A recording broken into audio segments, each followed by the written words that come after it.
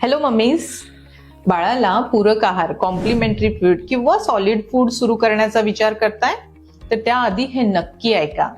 बाळ 6 महिन्याचे झाल्यानंतर म्हणजेच 180 दिवसाचे पूर्ण झाल्यानंतरच पूरक आहाराला सुरुवात करायची असते. तोपर्यंत आईचे दूध हे बाळासाठी संपूर्ण आहार आणि संपूर्ण पोषण असते.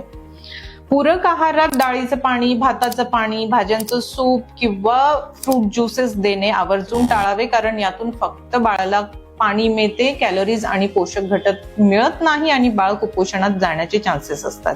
पॅकेट मधले पदार्थ, सेरेलॅक, काही पावडरी देणे आवर्जून टाळावे. बिस्किट आणि इतर जंक फूड बाळाला पूरक आहारात अजिबात देऊ नये, कारण यामध्ये असलेले ट्रान्स फॅट्स बाळाच्या आरोग्याला नुकसान पोहोचवू शकतात. पूरक आहारात इतर प्राण्यांचे दूध देणे आवर्जून टाळावे.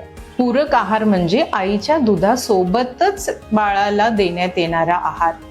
पूरक आहार चालू असताना आईचे दूध हे मेजर सोर्स ऑफ न्यूट्रिशन आहे. रेकमेंडेशन्स नुसार बाळाच्या जन्मापासून 2 वर्षापर्यंत आणि त्यानंतरही बाळाची आणि आईची इच्छा असेपर्यंत आईने ब्रेस्ट फीडिंग करणे गरजेचे आहे. त्यासोबतच बाळ 6 महिन्याचे पूर्ण झाल्यानंतर बाळाला पूरक आहाराची जोड द्यावी. बाळाचे योग्य पोषण होण्यासाठी पूरक आहारात कुठल्या फूड चॉईसेस करावा ह्या जाणून घेण्यासाठी मला नक्की फॉलो करा. थँक्यू.